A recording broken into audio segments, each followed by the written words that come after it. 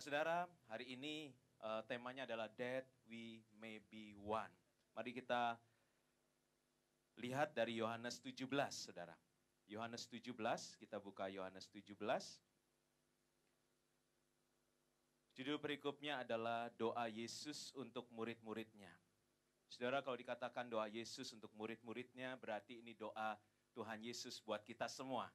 Amin. Karena kita adalah murid-muridnya, saudara. Nah, saudara, di ayat 9, firman Tuhan bilang demikian.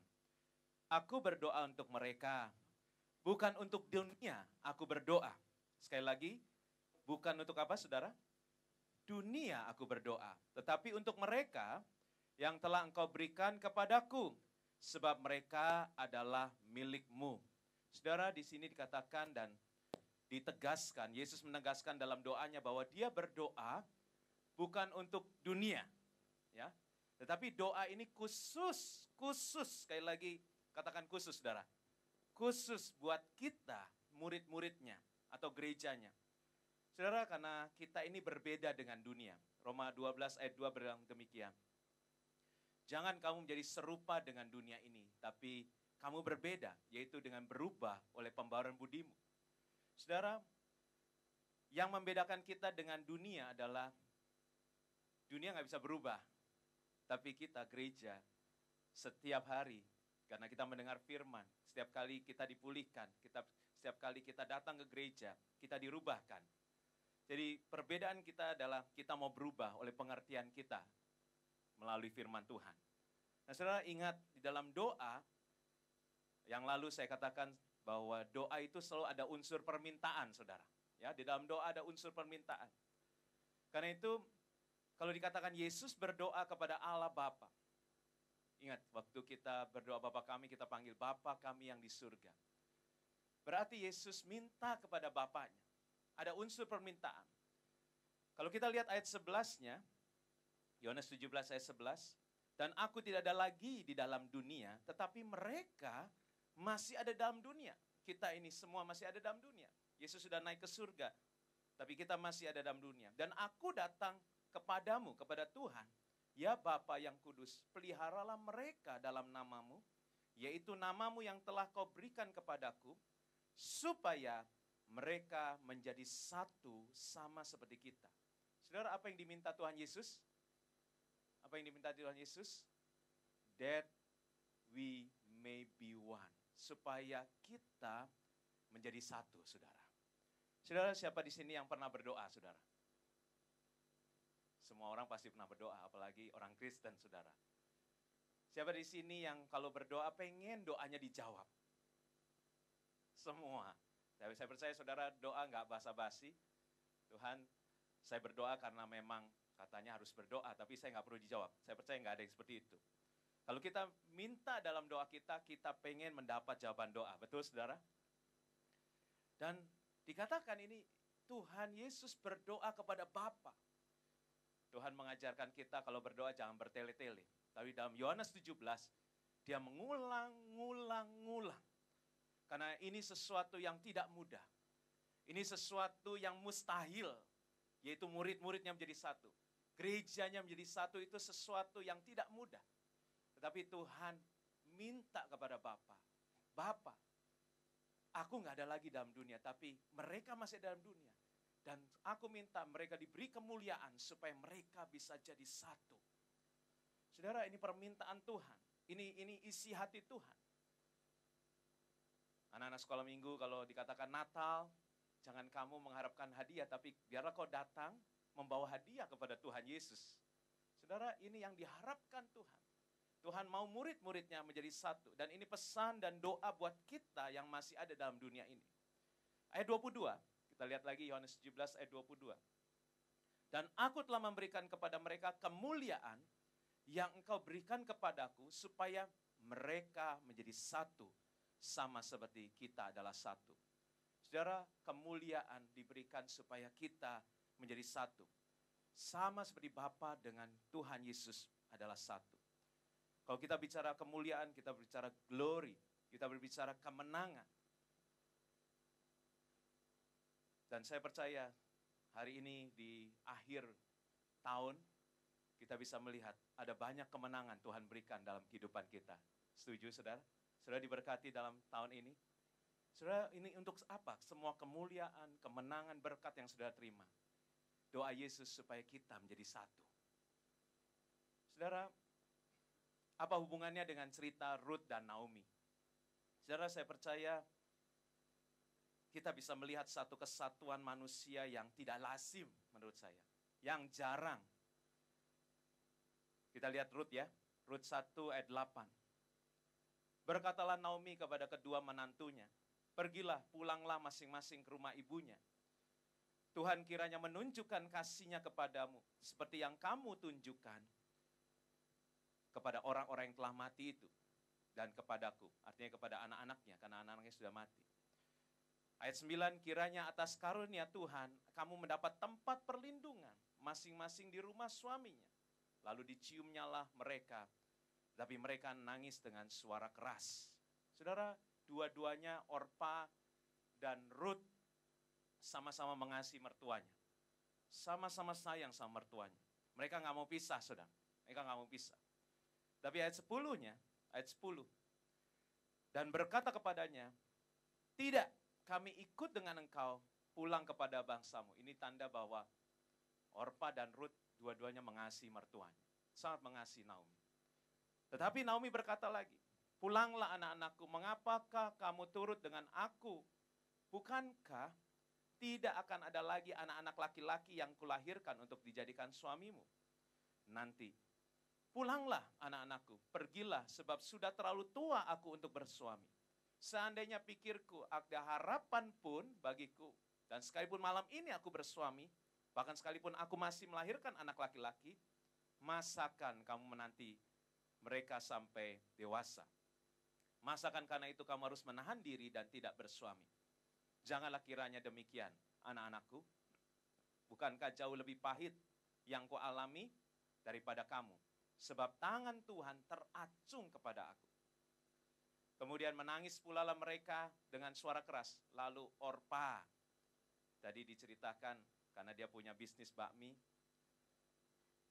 Dia ingat bakminya rame, dia mencium mertuanya itu dan minta diri. Tetapi Ruth tetap berpaut kepadanya.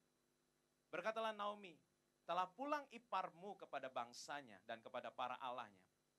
Pulanglah mengikuti iparmu itu. Pulang kepada bangsanya, kepada para allahnya tadi dikatakan.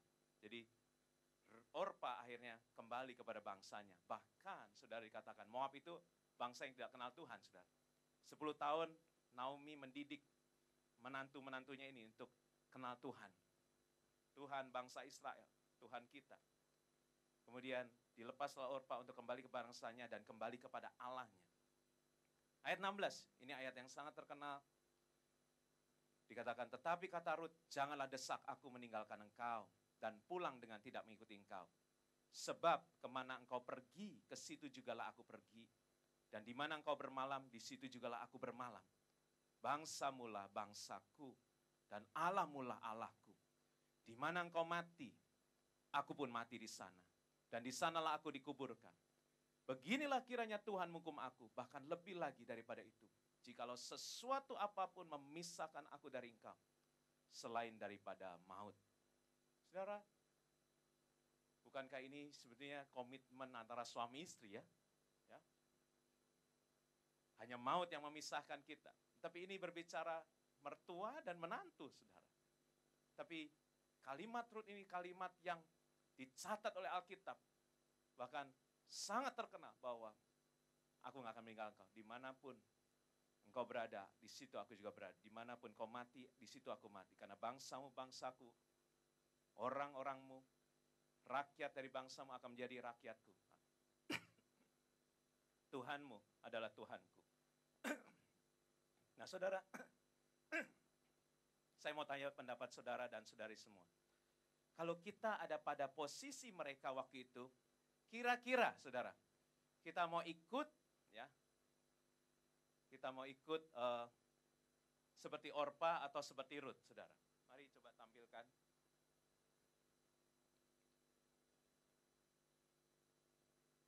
Nah saudara, ini ada beberapa pertimbangan ya, yang saya buat kalau kita menjadi Orpa dan Rut? Kira-kira apa yang akan kita pilih? Yang pertama dikatakan tidak ada anak laki-laki untuk menjadi suami. Artinya kalau ikut Naomi tidak ada masa depan, betul? Ya. Kalau ikut Naomi, kalau pulang ikut Naomi, mereka nggak punya masa depan lagi. Tapi kalau dia pulang ke rumah orang tuanya, minimal masih bisa ketemu cowok, saudara. Ya. Dan karena dia masih janda, masih muda, saudara. Masih janda muda. Kemudian kalau ikut Naomi, dia akan menjadi orang asing, saudara. Dan saya percaya orang asing dikatakan di Alkitab tidak mudah untuk bisa mendapatkan jodoh di tempat yang asing. Ya. Kemudian yang kedua, hidup penuh kepahitan. Saudara, Naomi itu dikatakan dulunya sangat cantik, makanya namanya Naomi. Kemudian dia ganti nama, saudara. Waktu dia kembali ke Bethlehem, dia bilang jangan panggil aku Naomi lagi, tapi panggil aku Mara. Ingat ada tempat dikatakan Mara pada waktu bangsa Israel marah-marah, yaitu karena airnya pahit, saudara. Nah, saudara, itu berbicara pahit. Saya agak sedikit ralat sedikit tadi di dramanya. Dikatakan awalnya itu hidupnya Elimelek, Naomi dan Mahlion Kilion tuh susah banget tadi ya, kita lihat ya. Tasnya aja ya tadi yang diperankan Pak Lexi itu. Salah. Elimelek tuh kaya sekali. Di Bethlehem dia orang yang paling kaya. Dia sangat terkenal, ya. Kaya raya, saudara. Cuma pada waktu itu karena punya kemampuan, punya kekayaan yang besar, makanya waktu di Bethlehem terjadi kelaparan, waktu di Israel ada kelaparan, dia punya duit untuk pindah, saudara. Ya. Dia pindah, dia ngungsi ke Moab. Ya. Itu satu kesalahan utama yang dilakukan keluarga ini. Karena dia punya power, karena mereka punya uang, saudara. Ya. Tapi akhirnya Naomi bilang, jangan panggil aku Naomi lagi waktu dia pulang. Karena aku hidup dalam kepahitan. Saudara, ikut Naomi berarti ikut pada orang yang yang penuh dengan kepahitan. Dan saya percaya kepahitan Naomi dapat menular, saudara. Ya kan kalau kita dengar orang yang kepahitan, terus dengar tiap hari. Dia cerita tentang kepahitan terus. Lama-lama bisa nular, saudara. Kita ikut kepahitan, saudara. Ya. Saudara, itu yang kedua. Ketiga, hidup dalam kekurangan. Ya. Artinya tidak ada untungnya buat Orpa dan Ruth untuk ikut Naomi. Karena bahkan banyak kerugian dan pengorbanan yang bahkan harus membiayai keluarga mertuanya kan. Tadi kita lihat bahwa dia harus bekerja. Saya percaya kita lebih suka dekat dengan orang yang sukses, yang dalam keadaan kelimpahan. Saya masih ingat waktu waktu saya masih SD, papa saya waktu di Semarang bangkrut, saudara. Ya saya dengar juga cerita dari mami saya bahwa semua orang, kerabat, bahkan saudara pun menjauhi kita. Ya. Nggak ada yang mau dekat sama orang yang susah, saudara. Semua pergi. Ya. Bahkan saya ingat mami tanya sama pacar cici-cici saya. Ya. Dua-duanya sudah jadi suami sekarang. Dua-duanya tanya, kamu masih mau sama anak mami? Papi mami sudah habis, udah bangkrut. Ya. Masih mau? Satu bilang, ya mau. Ya, tetap. Yang satu lagi juga bilang mau. Akhirnya mereka sekarang jadi hamba-hamba Tuhan juga di gereja kita, saudara. Nah, saudara, karena nggak semua orang mau sama orang yang susah, saudara. Tapi di sini dikatakan ada pilihan, ada pertimbangan yang harus dipertimbangkan oleh Orpa dan Ruth. Karena mereka harus hidup dalam kekurangan. Dan ini yang paling ngeri, yang keempat. Ini yang ngomong adalah Naomi, tangan Tuhan sedang teracung terhadap saya. Saudara, siapa di sini yang mau dekat sama atau ikut sama orang yang dalam keadaan Tuhan sedang menghukum dia? Saya percaya jauh-jauh deh sama orang yang lagi dihukum Tuhan. Yang lagi berurusan dengan Tuhan, jangan dekat-dekat deh, saudara. Ya. Dikatakan di Rut, di kitab Rut dikatakan, karena Tuhan telah naik saksi menentang aku, dan yang Maha Kuasa telah mendatangkan malapetaka kepadaku. Dan juga dikatakan sebab yang Maha Kuasa telah melakukan banyak yang pahit kepadaku. Saudara, ada 4 pertimbangan. Dan saya percaya sangat manusiawi kalau akhirnya Orpa melanjutkan bisnis bakminya, saudara. Ya. Saudara, di Alkitab nggak ditulis dia punya bakmi, saudara ya. Tapi itulah kenyataan di Jakarta, saudara. Nah, saudara, Kita lihat, next. Jadi motivasi dan tujuan itu akan sangat mempengaruhi unity. Motivasi dan tujuan akan sangat mempengaruhi kesatuan, saudara. Filipi 2 mengatakan, Tuhan bilang begini, aku mengosongkan diriku, ya, dan mengambil rupa seorang hamba. Bahkan di ayat yang sebelumnya, dengan tidak mencari kepentingan sendiri, tapi dengan rendah hati, aku menganggap yang lain lebih utama daripada diriku. Saudara, kita lihat apa yang mengikat Ruth dan Naomi. Beberapa hal yang saya lihat dari firman ini. Yang pertama, mereka punya tujuan. Saudara, Ruth bilang begini kepada Naomi, sebab kemana engkau pergi, ke situ jugalah aku akan pergi. Dan di mana engkau bermalam, di situ jugalah aku akan bermalam. Saudara, kalau kita bisa punya tujuan yang sama, walaupun tidak menguntungkan, walaupun akan menyakitkan, walaupun akan membuat kita kekurangan, walaupun mengalami proses seakan-akan Tuhan sedang, tangan Tuhan teracung pada kita. Tapi karena kalau kita punya tujuan yang sama, kemanapun kau pergi, ke situ juga aku akan pergi. Kemanapun engkau bermalam, di situ aku bermalam. Kita bisa unity, saudara. Yang kedua, yang mengikat Ruth dan Naomi adalah komunitas. Berbicara identitas. Ruth bilang begini, bangsamu lah bangsaku. Saudara, kalau bicara bangsamu lah bangsaku, your people shall be my people. Artinya, identitas, kenapa kita bisa mengatakan kita bangsa Indonesia? Karena kita punya ID card. KTP kita adalah Indonesia, paspor kita Indonesia. Ada beberapa di sini saya melihat warga negara Singapura, ya saudara. Ada juga yang warga negara Amerika, tapi itu identitas kita, saudara. Berarti Ruth bilang begini, identitas kita sama, omongan kita akan sama, ya. Komunitas kita akan sama. Dan yang ketiga ini yang paling penting, Allahmulah Allahku, your God is my God. Artinya begini, Tuhan yang utama dalam kesatuan. Kalau waktu kita utamakan Tuhan yang utama dalam gereja ini, Tuhan yang utama dalam rumah tangga kita, saya percaya kita nggak akan terjadi perpecahan. Kita nggak akan memikirkan kepentingan diri kita sendiri, tapi biar Tuhan yang diutamakan, Tuhan yang diuntungkan. Nah, kita lihat saudara, apa yang dapat mempersatukan CLC, City of Love Church, saudara. Saudara, yang pertama,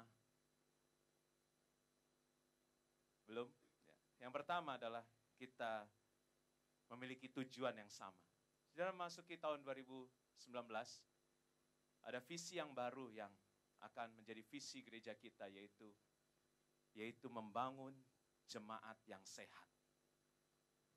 Gembala Silang kita kemarin sudah mengatakan bahwa tahun 2019 adalah tahun kelahiran yang baru. Tahun ini tahun permulaan yang baru dan tahun depan adalah tahun kelahiran yang baru. Orang yang lahir baru mempunyai gaya hidup yang berbeda. Orang yang lahir baru, pola pikirnya berbeda.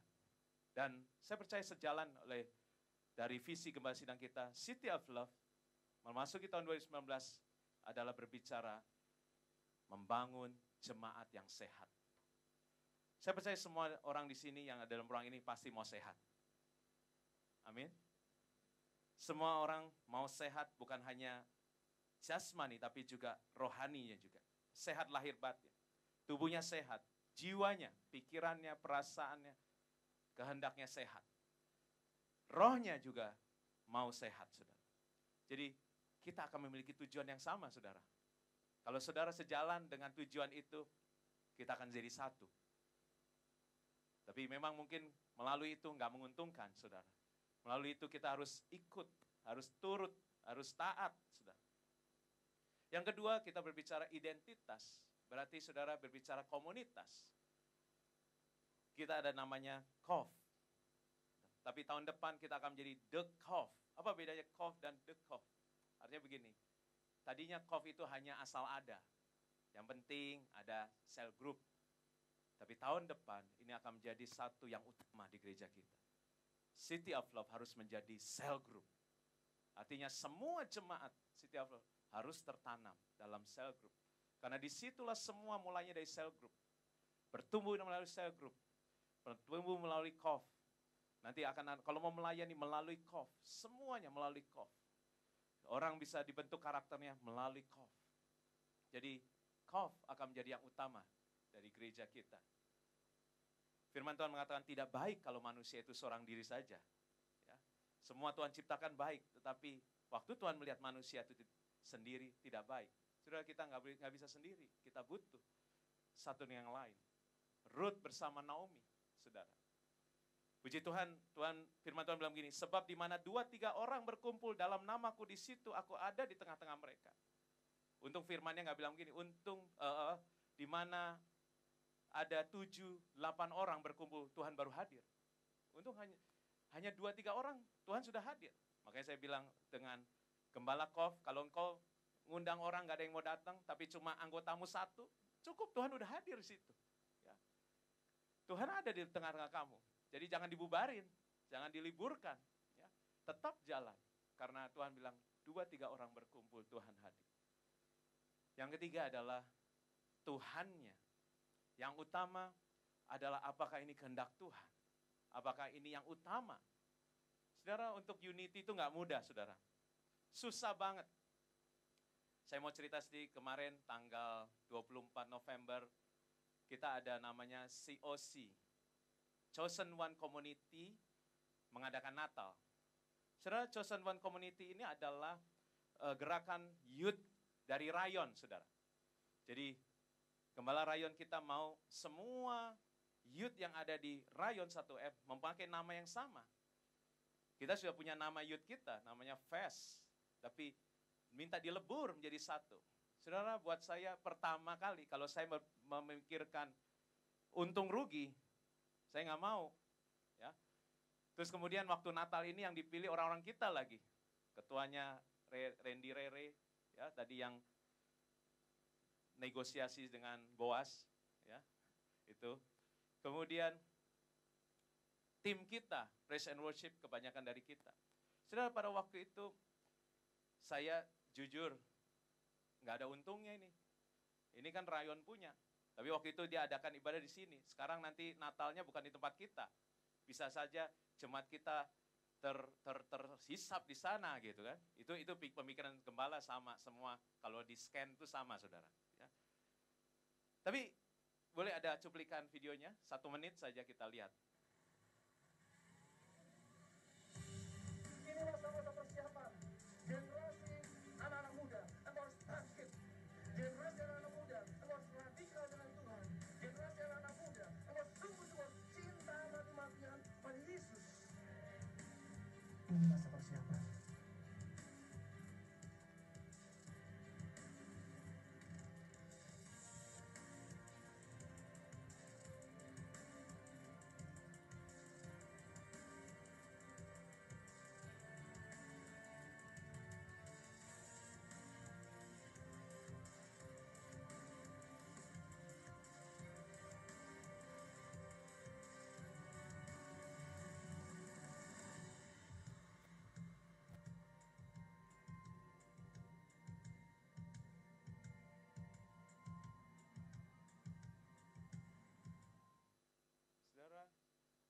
Pada waktu itu saya ada di situ, saudara. Ya. Saya melihat ada satu, tuh WL-nya tadi keren banget pakai gitar. Saudara, pada waktu saya di situ, sebelah saya ada 2 gembala. Kemudian yang satu gembala tuh bilang begini, ini tim kamu ya, karena WL-nya tiba-tiba ambil gitar terus menjreng gitu, saudara. Dia langsung bilang, ini tim kamu ya. Saya bilang, yang mana? WL-nya, betul. Saya bilang, itu orang tim kita, termasuk beberapa pemain musik, saya bilang gitu. Oh iya, mantap. Terus akhirnya gembala itu pergi, saudara. Karena ada acara, datang lagi satu gembala lagi. Ini WL-nya dari mana? Gitu. Saya bilang City of Love. Karena kenceng, saudara, nggak kedengeran. Hah? City of Love? Hah? Orang saya bilang gitu. Saya bilang gitu. Gak boleh, mestinya saya udah dibilang sama Evelyn, diingetin, jangan bilang orangmu, ini orangnya Tuhan semua gitu. Cuma maksudnya saking gak kedengeran gitu loh.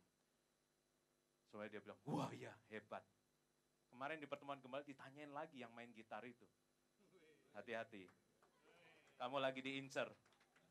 Tapi nggak ada papa yang kayak gini ya. Like father, like son. Jangan manipiro. Berarti mau dinego, nggak. Saya nggak jual. Saudara, saya melihat luar biasa. Tapi ya satu yang saya lihat tuh ada perkenanan Tuhan di acara itu. Dan Tuhan bilang, lihat, kalau gereja bersatu seperti ini. Kalau gereja menjadi satu, kau lihat ada perkenanan Tuhan. Saudara, kalau itu anak muda, ada sekitar hampir 400 anak muda ya. 350 ya. Mereka waktu ditantang, saudara, mereka maju. Tadi kalau kita lihat videonya juga nggak ada saya tuh. Tapi saya tahu ada Tuhan. Tuhan bilang, waktu gereja menjadi satu, aku akan hadir. Aku akan melawat mereka. Di situ saya tahu, wow, saya diizinkan Tuhan melihat. Kesatuan ternyata itu memang doa Tuhan Yesus. Tapi susah banget dijawab oleh murid-muridnya. Bahkan sampai hari ini, saudara, yang paling mengerikan tuh, paling susah bersatu tuh Kristen, saudara. Ya, yang lain, kalau mau sembahyang tinggal parkir di mana aja, saudara. Kalau sekarang, kalau kita satu gedung ada 6-7 gereja, di lift aja udah tarik-tarikan, saudara. Coba di sini yang nyapa, kadang-kadang satu lift, kalau saya kadang-kadang, ya di dalam lift kan kita ada 2 gereja juga ya hari Minggu. Saya senyum, dia nggak senyum, oh berarti bukan City of Love. Shalom, apalagi di Shalom. Apa Shalom? Karena Shalom itu GBI, saudara ya. Tapi bukankah harusnya kita menjadi satu? Ya, ya. Nggak mudah, memang nggak mudah. Tetapi saya bisa merasakan tangisan Tuhan. Dia doa sambil nangis sama Tuhan. Diulang-ulang. Tuhan ajarkan jangan bertele-tele, tapi Tuhan bertele-tele soal persatuan ini. Karena ini sesuatu yang gak mudah. Tapi kalau kita bisa mau yang diuntungkan adalah Tuhan, saya percaya kita akan tanggalkan. Rugi, kerugian, susah, kita akan tanggalkan semua itu. Oke lah, gak apa-apa. Yang penting doa Tuhan dijawab. Karena yang bisa menjawab Tuhan, doa Tuhan Yesus, kita saudara. Tuhan minta kita menjadi satu. Saudara, kalau boleh saya sedikit, ini bukan hermetas ya, bukan ya. Hermeneutik, ya, itu penafsiran, ya. Oke, next. Penafsiran. Saudara, kemarin saya ketemu karena Pak Aruna mengisi di Woman, saya gitu kita makan, terus saya cerita, hari Minggu ini kita udah Natalan, ada drama keren tentang Ruth dan Naomi. Terus langsung dia bilang, ada Boaz. Iya, Boaz itu Ebsan, dia bilang gitu. Itu hakim ke-9. Terus saya yang benar Pak. Ini yang akan Tuhan mau di tahun ke-9, 2019, Ayin Ted berbicara Ebsan, hakim yang ke-9. Dia bilang begitu. Ini yang saya dapat, Ebsan, hakim yang ke-9. Saudara, kemudian saya coba lihat di Wikipedia, saudara. Ya. Nah, hakim Israel kuno itu ada dari Yosua itu hakim, tapi dia ada satu kitab sendiri. Tapi di kitab hakim-hakim, kalau kita hitung, benar saudara, Otniel itu yang pertama, Ehud, Samgar, itu yang ketiga, Deborah yang keempat, Barak tidak resmi diangkat sebagai hakim. Kemudian 1, 2, 3, 4, 5 Gideon, Abimelek juga enggak resmi diangkat sebagai hakim, Tola yang ke-6, ke-7 Yair, ke-8 Yefta, dan Ebsan adalah hakim yang ke-9. Elon, Abdon, dan Simson. Samuel itu nabi, sudah. Jadi ada, Ebsan adalah hakim yang ke-9. Nah, menurut penafsiran, termasuk Pak Aruna percaya ini, bahwa karena Boaz tinggal di Bethlehem, Yudea, dan hidup di zaman hakim-hakim, ada beberapa rabi Yahudi, yaitu Rabins, Yarki, dan Ben Gursom, yang berpendapat bahwa Ebsan ini sama dengan Boaz, yang pada masa tuanya menikah lagi dengan Ruth, untuk memperanakan Obed, kakek Daud. Selain itu belum ada informasi yang lebih jelas mengenai Ebsan. Ebsan kita bisa lihat di kitab Hakim-Hakim, saudara. Saudara, waktu saya melihat ini, wow. Dari tahun Ayin Ted, itu berbicara tahun kelahiran yang baru. Ada pertemuan antara Ruth yang berbicara gereja Tuhan, dengan Boaz, sang juru selamat keluarga. Kita tahu Boaz itu ada 3 juru selamat di catatan Alkitab. Juru selamat bangsa itu namanya Musa, juru selamat keluarga itu Boaz, dan juru selamat dunia namanya Yesus Kristus.